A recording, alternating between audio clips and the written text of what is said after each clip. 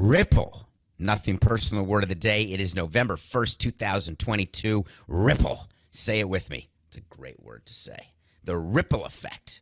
I like that when you drop a stone in a puddle and you see all the concentric circles as they get further and further away from where the stone dropped. That's the ripple effect. Every action has a reaction, has another action associated with it. There's a train of stuff that happens when a decision is made, like to postpone a World Series game. That is no small deal. It was raining in Philadelphia last night. The forecast was for rain. You didn't need professional meteorologists to look at your app and to see the cell that was coming through.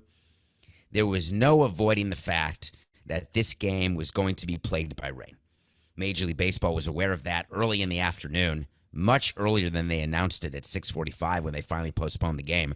They were aware of it, let's say at 3, that this game was not going to happen. The ripple effect of a decision is not just about a pitching staff, and that's what everybody was talking about. Who's going to pitch now for the Phillies? Nah, that's only one of the little circles.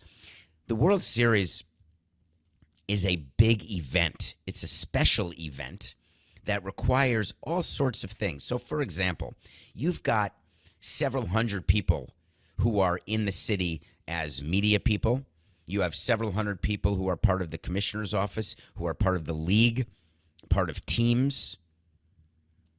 Everybody's traveling according to a schedule that has been given to them by the league. The games in Philadelphia were supposed to be on Monday, Tuesday, and Wednesday, with an off day Thursday where you travel to Houston, and then you play in Houston, if necessary, Friday, Saturday. What does that mean? That means that you've got your hotel in Philadelphia checking out Wednesday because the game Wednesday night is the final game in Philadelphia. See you later. You have your hotel in Houston checking in on Thursday. Think about what has to happen when you move the entire series, because baseball didn't just postpone the World Series last night. They moved the entire frickin' calendar. So tonight is game 3. It's Tuesday. But then Thursday is game 5. Okay, that makes sense. Use the off day to play the game. But Friday, they're making an off day, which means the World Series game 6 is now Saturday, not game 7. Game 7 is now Sunday, not the first day of the off season. In order for that to be announced and that change to take place, everything had to be taken care of in advance. Hotels had to be contacted. Sites for parties that are going on in Houston or Philadelphia had to be contacted to make sure the new dates could be accommodated. It wasn't about making sure the charter planes were available. It wasn't making sure the players didn't have plans on Sunday. It wasn't anything about that. And then on top of that, you had to go to Fox and have an entire conversation with Fox, who's broadcasting the World Series, making sure that the 8 o'clock time slot on Sunday, that they were okay going with baseball as counter-programming to Sunday Night Football, making sure that on Thursday night they were good for going with baseball against the Amazon Prime game.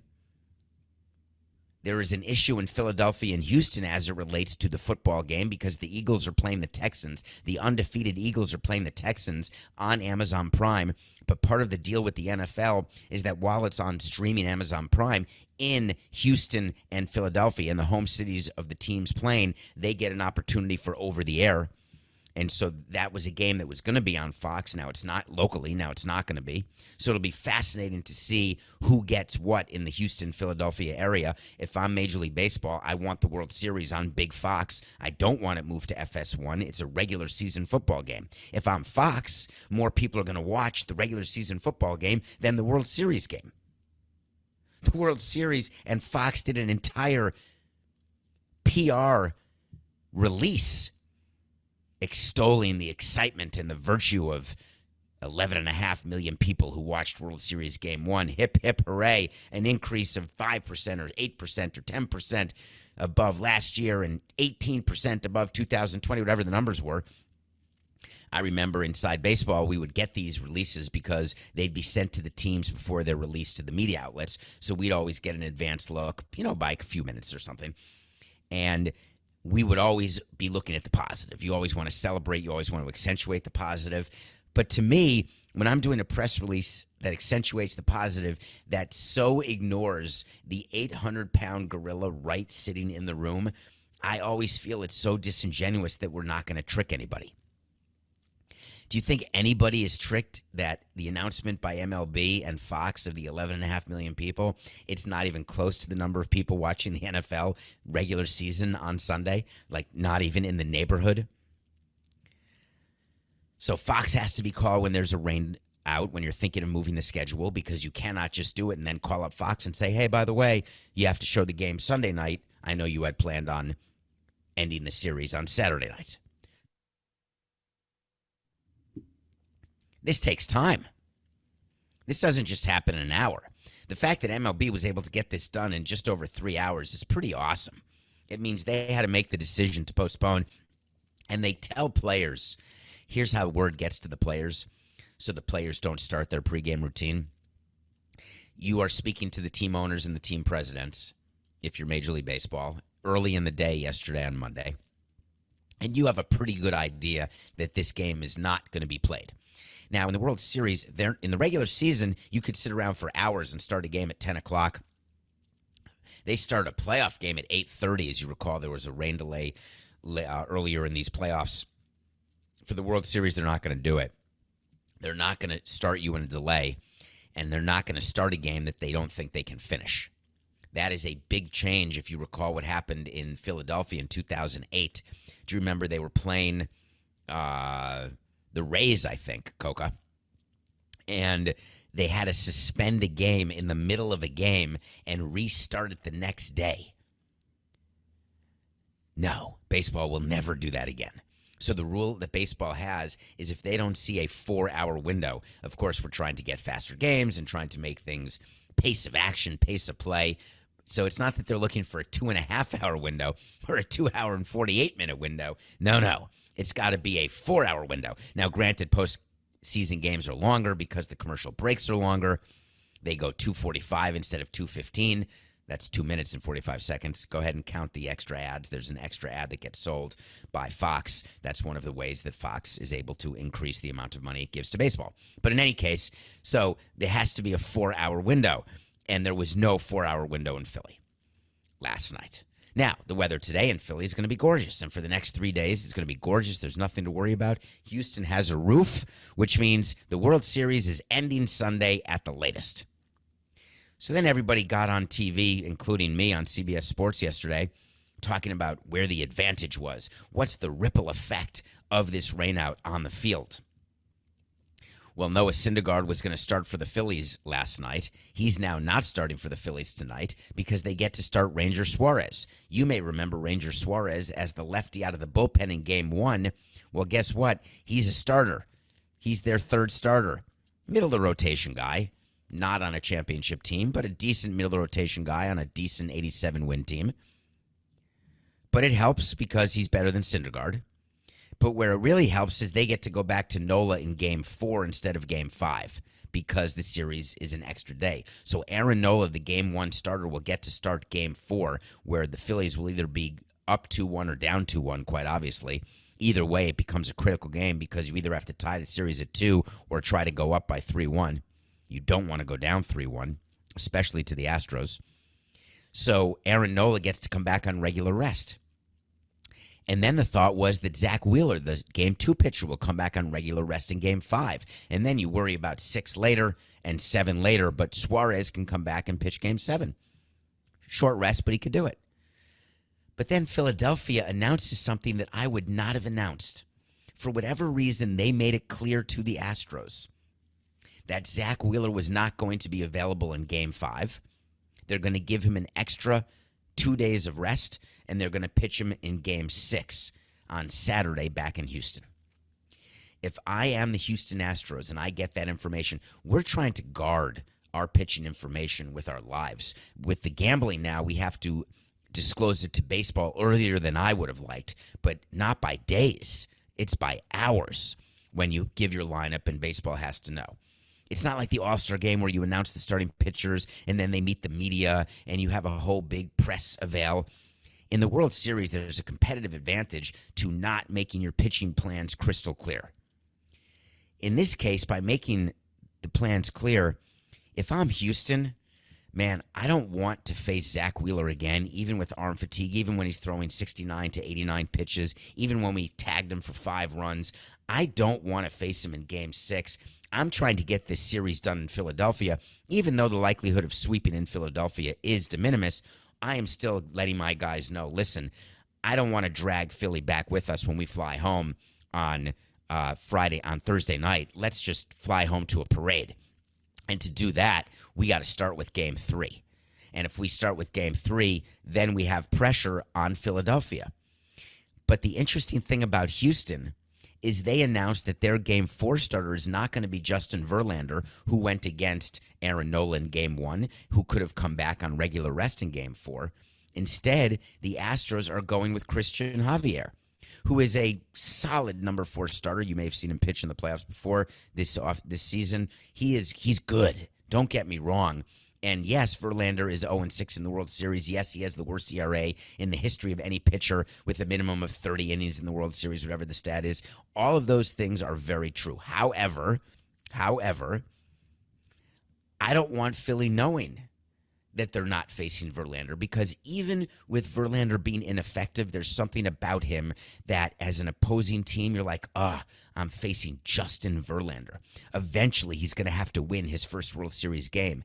He is the Cy Young favorite. He's going to win the Cy Young Award. I don't want the Phillies going into Game 3, if I'm the Astros, and saying, hey, if we get Game 3 here and we beat McCullers, we have a really good chance at winning Game 4. Wow, we can then be up 3-1, and the Astros will have to sweep us 3 in a row to win the World Series. So there's a lot of games going back and forth with this rainout. I was pretty surprised at the amount of information that was given, but the ripple effect of this is now going to be felt throughout the entire series. The bullpens are getting an extra day of rest. Yesterday they got an extra day. Friday there's a day off that they don't lose, even with this rainout where they could have lost a day had MLB not extended the schedule. So we are going to watch this over the next 5 days. The baseball season is ending by next Sunday, period. Today's Tuesday. It's coming to an end. Ripple effect. All right. We got to talk a little Lakers again. It's too good. Coca, talk to me. You know what I want? I want to talk to Samson. So you want to talk to Samson. Get in Twitter at David P. Samson. Ask me a question. It may come up. Hey, David. Hey, that's a good start. Did you see how the Lakers celebrated Darvin Ham's first victory? After an 0-5 start, what are your thoughts? Love this question. If you didn't see the video, so the Lakers with LeBron James and Russell Westbrook and Anthony Davis and they were 0 for the season, and they finally got a win over the Denver Nuggets. And what they showed in the clubhouse, you would have mistaken for a pennant celebration in baseball. Total insanity. Here's my answer to your question. I did see how they celebrated it, and that is standard operating procedure for a coach who gets his first victory with a team. You celebrate it. It's just normally not necessarily on film, though everything's already on film. I've been a part of so many managers winning their first game. The most interesting one was Dan Jennings, our general manager, who we made manager. When he won his first game, there was a huge celebration. All the players were so happy. And these were the same players who were questioning why we made that move, not happy that he was the manager, wondering whether he'd be a mole for the front office, not realizing that he was going to go so anti-front office that he was going to become a player's manager that would impact him going forward. But the players celebrated the first win because all players on all teams in all sports recognize how rare and how cool it is for a coach or manager to get a victory at all. Forget 100 victories or 1,000 victories. Getting your first victory as someone in charge is really cool. So I am in favor and totally fine with the celebrations that took place. While you would argue an 0-5 team who wins a game 1-5, they should not be celebrating.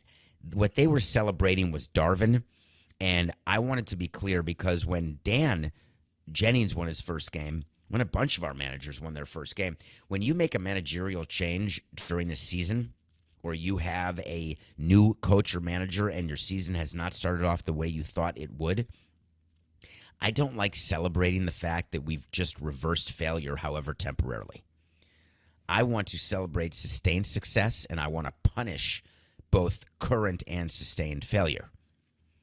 However, in the case of a coach or manager, if they want to celebrate his or her or their victory, I'm good, as long as the players understand we're not celebrating being 1-5. It's something that I used to talk to players about, and here was what the answer they would give me. I was always bothered when players would celebrate a home run in the ninth inning when they're down 6-0, and then someone hits a solo home run, and they go to the dugout, they get the cart treatment or the turnover chain treatment, or they do the 49 handshakes, and they're jumping up and down and celebrating. It always bothered me, and I would say, and I did this numerous times, I would go in the next day, because never after the game, and I'd go in and say, hey, what's with that? Like, can't you just hit the home run and then sit down? We're losing the game 6-1. We lost the game 6-2 after your home run. What exactly are we celebrating? It's the same concept in football when they do a touchdown dance down 35-7 and they score with a minute left in the fourth quarter. And what every player has said to me over the years, and I've internalized it, I've thought about it, and I still can't get through it. David, we're celebrating the individual accomplishment. Whether the team is winning or losing, the accomplishment of hitting the home run is to be celebrated, much like the accomplishment of scoring a touchdown or kicking a field goal. Something good that happens on the field that's done by a player, something athletic that is done, we celebrate regardless of team situation. That is the answer that must be given in union school, first-year class. In management school, first-year class, what we are taught is you can celebrate a business victory, but do it quietly. No one wants you to stand up after your team loses 100 games and say, hey, this team operated at a profit, made $20 million, and the value of the team went up $100 million. Sorry about the 100-loss season. It's page 1 in the manager's book or in the president's book. You don't say that publicly. You can do the Snoopy dance in your desk. You can have a great Christmas party with tons of dancing and horse dwarfs. But you don't go public. And now it's so different because everything's public. Everyone's got the phone. I'm surprised the Lakers didn't have the branded goggles for their celebration with ham. Or a branded ham. It's ridiculous. So I get it. The Lakers are something, aren't they? Russell Westbrook is coming off the bench. I guess it's a good thing now. The whole thing of a sixth man makes me laugh. Can we talk about that for a minute? In basketball, there's something called a sixth man. There's 5 starters for each team, 10 people on the court at a time. And then there's the first guy off the bench. The first guy off the bench is called the sixth man because he's the 6th player to enter the game for your team. Fine. I love the microwave. Vinnie Johnson was my favorite sixth man. And it's a role that has become important in basketball over the past 30 or 40 years. There's even an award, the Sixth Man of the Year award. It's sort of like being the best bench player in baseball or the special teams player of the year in football. So the sixth man comes in, although in basketball, the sixth man has a far greater impact than a utility player in baseball or a special teams player in football. Here's why. In basketball, a sixth man comes in. Are you more concerned with who starts the game for your team or who finishes the game and plays crunch time minutes? In baseball, I am more concerned or as concerned about my starting pitcher as I am about my high-leverage bullpen arms.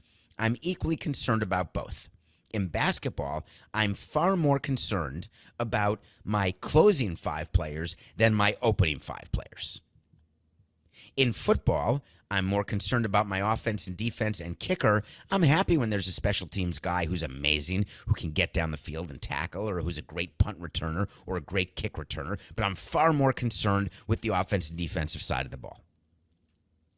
All of this excitement, Russell Westbrook, if he still is playing 30 to 35 minutes, does it matter when the first minute is? If his first minute comes with 5 minutes left in the first quarter, thereby making him a sixth man, letting him complain about his hamstring, requiring a bicycle on the sideline to keep his hamstrings fresh and limber.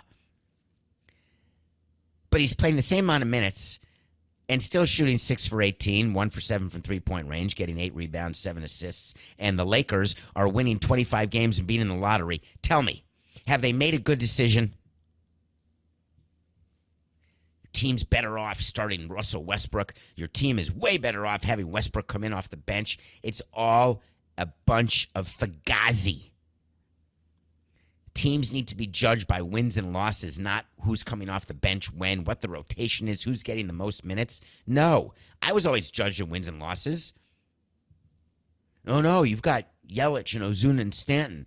Yeah, we never won 81 games. That's the judgment. The Lakers have to deal with Russell Westbrook. Having him come off the bench is not a solution because it doesn't make their team better because he's still playing. So what could they do? Could there be a trade of Russell Westbrook to the Nets? Maybe the Nets can get rid of Kyrie Irving, get rid of that problem. Maybe. But that was available all off season. Tampering is something that goes on. We know this. We know that there are players who want to play for certain clubs. We know that too. Myles Turner is a very good player for the Indiana Pacers. The Indiana Pacers are what would you call them, Coca? A moderate team? Would you call them a bad team? I'm not sure what your view would be of the Pacers. I would not call them championship contenders in any way. Myles Turner goes on and gives an interview, goes on a pod, and said something that is awesome. He openly talked about the Lakers making a trade for him. He said, if I'm the Lakers, I take a very hard look at this with the position that you're in. And he was on a pod responding to a question about him playing for the Lakers. He said, I know what I can provide for a team, my leadership, my shot blocking, my three-point ability, and just my ability to make plays out there on the floor. And I take a very long look at it, but as far as pulling the trigger, I get paid to shoot. I don't like that sort of usage of words, but anyway, I'm not paid to make these calls, so I couldn't answer that. The question was about him becoming a Laker. Adam Silver is going to read this. He already has, I'm sure. And Myles Turner is going to get fined. The reason Myles Turner is going to get fined is because he is tampering. He is not the property of the Lakers. He cannot be going public. He cannot be going on podcasts, no matter which podcast it is, and talking about another team that way.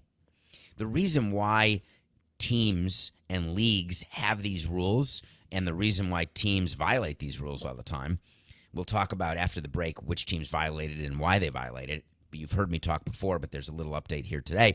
But the reason players do it, you think that Myles Turner wants to be a Laker and play with LeBron, or would he like to be a Pacer? From a money standpoint, there is no difference other than maybe increased state taxes in California. But from a success standpoint, from a legacy standpoint, from a desire standpoint, of course you want to play with LeBron. And the reason why you can't allow players to openly talk about that is that how do people in Indiana feel? Not just executives, but also fans, sponsors.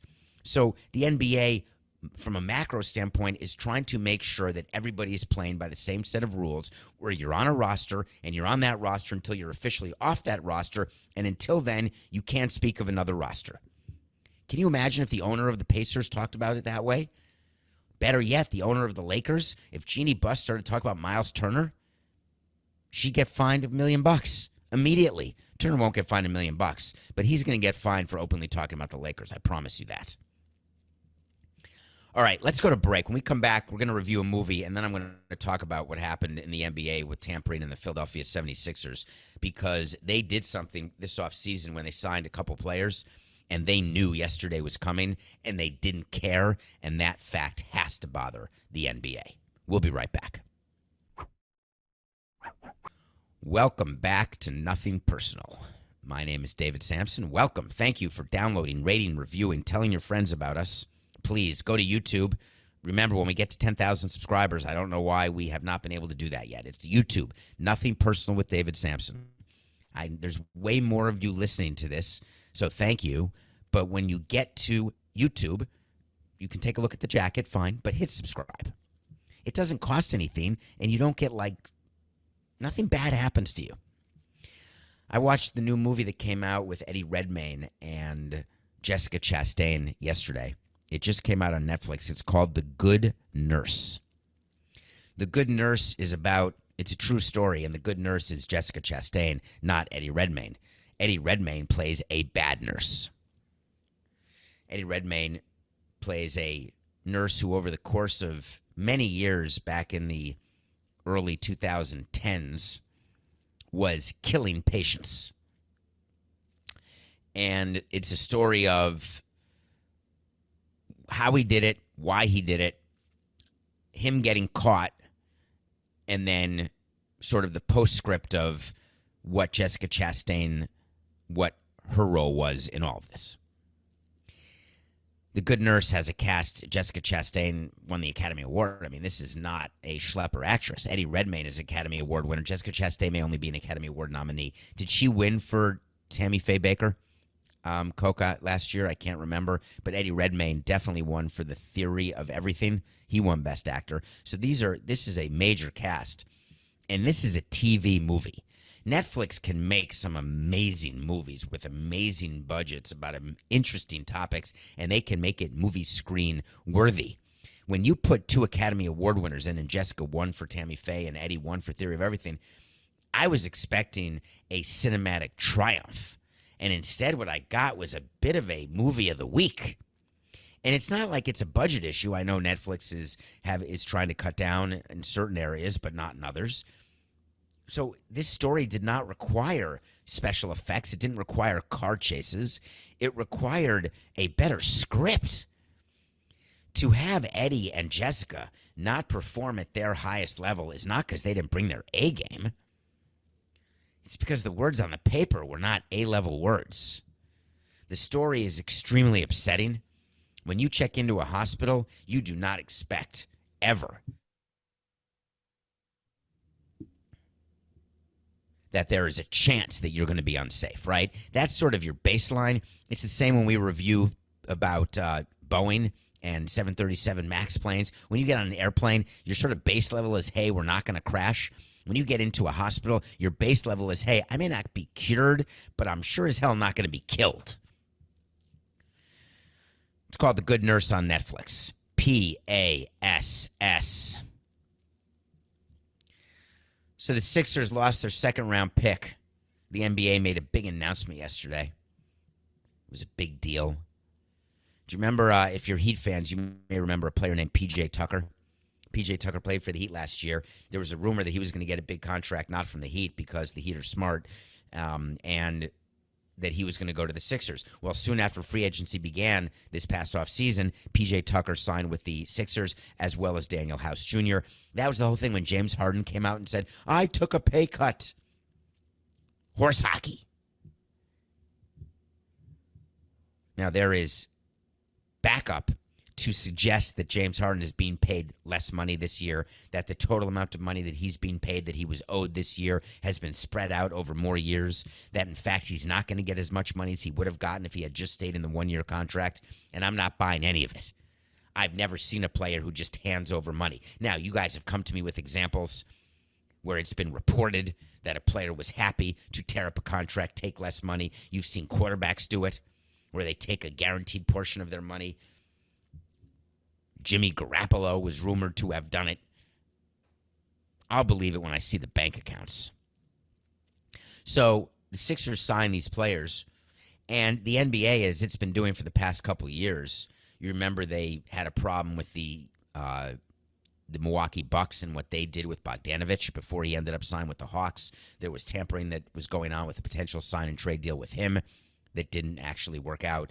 There is an investigation going on right now with the New York Knicks, with the feeling that they tampered with Jalen Brunson because we knew the contract he was going to sign while he was still a Maverick, for crying out loud. And then as soon as free agency started, he signed that exact contract. That's not a coincidence. Yes, these players are being tampered with. Yes, agreements are being made with these players before free agency starts. Yes, these agreements get announced way too quickly. Deals can't come together that fast. Even when you hit the bid and you just say to the player, dude, just tell me what you want and I'll give it to you, it still can't happen overnight. There have to be physicals. You have to have guaranteed language that is negotiated and agreed upon. There's announcements. There's legal approval. There are tons of things that go on. So when you have announcements done that quickly, there is a reason the process has started before it should. So the NBA has said, we know what we're going to do. We'll take away their second-round pick, and believe you me, that will be the difference. So let me tell you why it's not the difference. The Philadelphia Sixers lost their second-round pick in 23 and 24. That's what the NBA said to do. Do you realize that the Sixers fully cooperated with this investigation because they had to? But they still have a second-round pick in 2023 because of trades. So if you are a professional basketball team and you are putting together your roster and you are looking at whether or not there's room for rookies, where players fit in the salary cap, you're putting your roster together more than a year in advance. You're looking out over 1, 3, and 5 years. And if you know that an investigation is going to happen because you violated a rule and that the only likelihood is that you're going to lose a second-round pick, maybe 2 second-round picks, but you have an extra pick anyway, you go into it saying the punishment does not fit the crime, therefore I'm going to commit the crime every single time. That is the calculus that teams and companies use. You're telling me that I can't do guerrilla marketing. Okay. How much does it cost to do? How much revenue am I going to derive? And what's my fine going to be? I'm not allowed to sell unlicensed shirts outside a Major League Baseball stadium or a football stadium. Okay. How much is the cost of goods sold? What's the profit on each shirt? And what happens if MLB walks around or NFL walks around and shuts me down? Is it worth it? Is it not worth it? What happens if they report me? What happens if we get arrested? Will the company shut down? Every company, every person does this equation, right?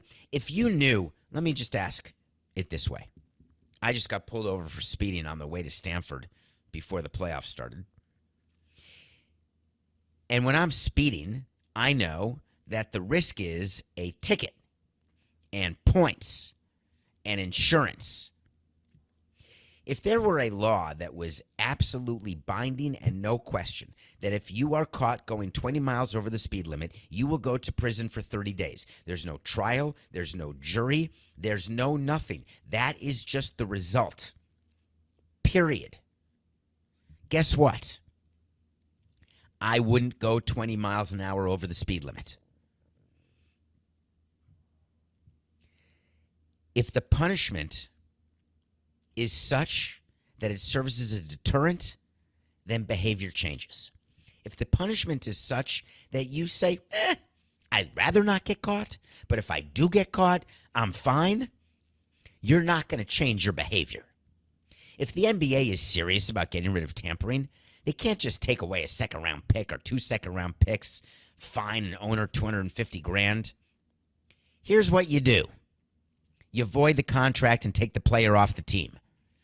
Why can't you do that? The union wouldn't allow it because P.J. Tucker bought a house in Philly. His family's in Philly, and he expected and wanted to be in Philly. They're not going to take away that right. Well, guess what? Then the teams aren't going to change their behavior. You think that Daryl Morey and Josh Harris are sitting around right now despondent that they lost their 2 second-round picks? It's a joke. The NBA's got to get its act together. Wouldn't it be interesting if they change those rules? Wait to see when I tell you something's going to happen. And when it does, we revisit it. When it doesn't, we revisit it. I've got to wait to see for you right now. The NBA is going to tamper with its tampering rules, and they will have broader punishment power starting next year. Side note, it will not be enough to stop tampering, but it will move toward making owners question, should we wait? Nah, let's not wait. But wow, that's going to hurt just a little bit more. Wait to see. The tampering punishments and rules are going to get more significant. The NBA also looks to be that they are trying to figure out how to curb upper salary limits. I wanted to mention this to you because one of the things that should drive you crazy as you think about teams and their ability to violate the salary cap. We did a whole segment. You can go back to it a couple weeks ago. It was a whole segment about the Golden State Warriors and the amount of luxury tax they're going to pay, and on top of that, how high their salary was going to be.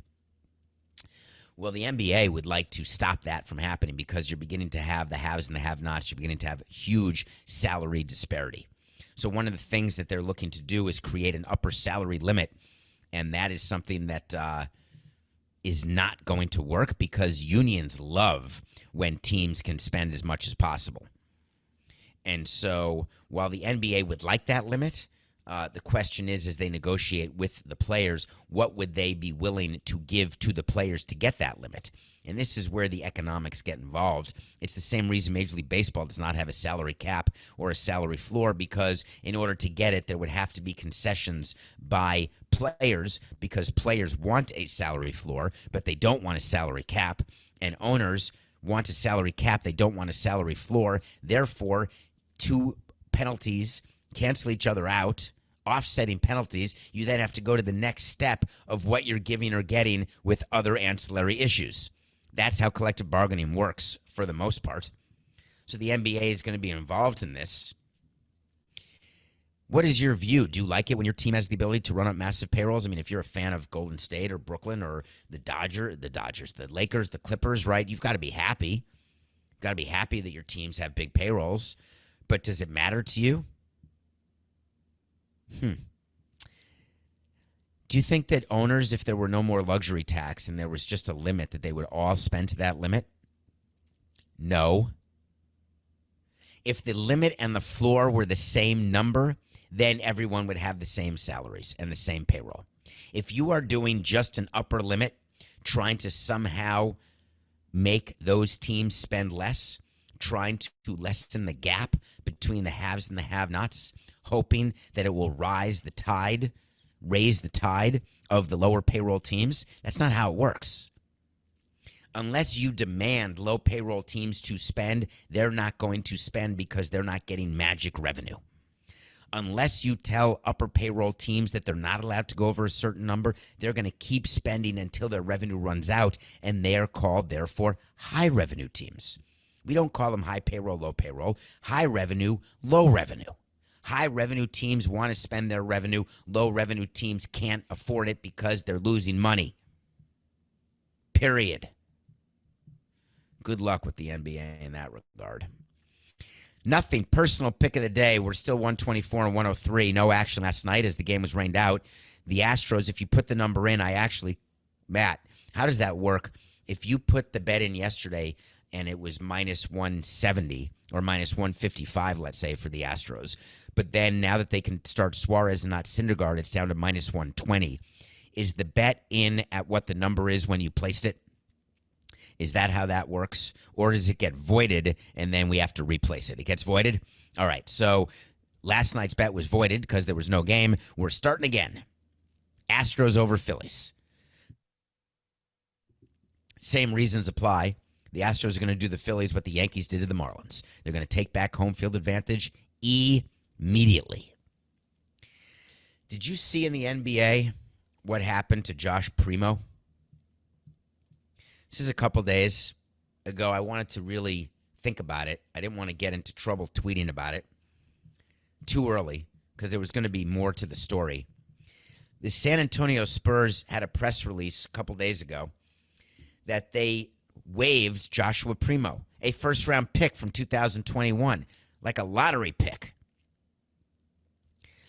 And the CEO said, "It is our hope that in the long run, this decision will serve the best interest of both the organization and Joshua." I read that release and that quote, and my first thought was this. We don't care as a team if releasing a player is in the best interest of the player. It's never part of the calculation. Under what scenario is releasing a player and not paying a player in the best interest of the organization and the player? Just out of curiosity. So I went to, in my head, mental health issues. Well, it's in the best interest of a player with mental health issues to get that player help, and that player can be put on a restricted list, but that player doesn't need to be released.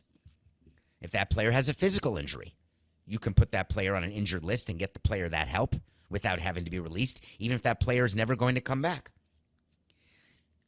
The rules are when you're on those sort of restricted lists that you're not losing a roster spot. You're not playing shorthanded. It's not like hockey where all of a sudden you're playing shorthanded without a player. You're still playing 5-on-5. Your bench is still as long. So in the long run, what does serve the best interest of both an organization and a player? Is there any commonality? That's what was in my mind. I knew, of course, there had to be more to the story. And then yesterday, it came out that there are rumors that Josh Primo was exposing himself to employees within the San Antonio Spurs organization and then got released.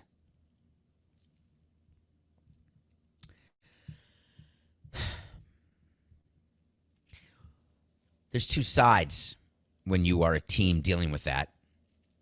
Do you disclose why you released a player?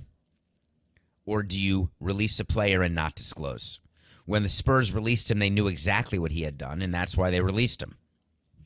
By giving a statement, by saying it's in the best interest of both the organization and Joshua, you are really not doing justice to the issue in your organization when an employee commits that type of harassment. Whether that employee is a player, an owner, an executive, doesn't matter. When you've got someone doing that, you address it immediately. First, you call your lawyers, then you call your HR people, then you speak to the league, and then you release the player. But the quote in the statement either has to be nothing, just an announcement that the player's been released, or you have to discuss what took place and explain why you did what you did. So not that you just only get credit for doing the right thing, but you explain your level of tolerance toward that action. What the Spurs did, and this is a high-quality organization. Greg Popovich is one of the great coaches and men in the history of the sport. Why Greg Popovich is not named in this is clear. Why he would even agree or be a part of an organization where they were making a statement that stayed this quiet. I want there to be consequences to the action of any employee who does that. And a consequence of being released is almost like being let off the hook. I don't know that I'm saying I want you hung in town square, but I'm saying that I want it to be very clear where we stand as an organization, where we stand as a society and as a league on this type of behavior. The NBA has stayed quiet about it, like the NBA stayed quiet about Kyrie. They've stayed quiet about Josh Primo. They just stay quiet. They weren't that quiet during what was going on in 2020 and the social reckoning, but they certainly are quiet on the sexual things that go on. Certainly quiet on the anti-Semitic things that are going on. Joshua Primo released a statement where he talked about getting the help he needs, and I want him to get the help he needs. That makes sense to me. He described it more as a mental health issue, and the reason I didn't buy a mental health issue is because when you're a team, you don't release a player who has a mental health issue. That's against the law. You release a player when they're ineffective, when they stink.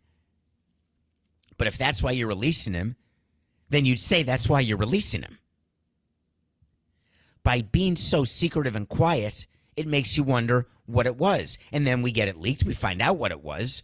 But yet, somehow, Joshua's advisors and agents had him do a release, not addressing what he did,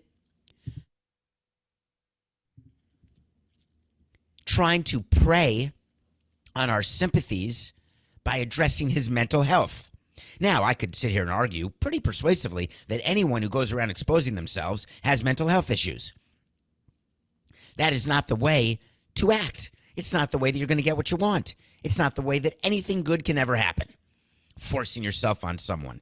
being racist, prejudiced, sexist, misogynistic? What is it about people being that way that thinks they're going to get ahead? Because they've got bias of the people around them, confirmation bias that they're thinking the right way or doing the right things? Is there like a society of people who expose themselves? Hey, it's good, it's normal.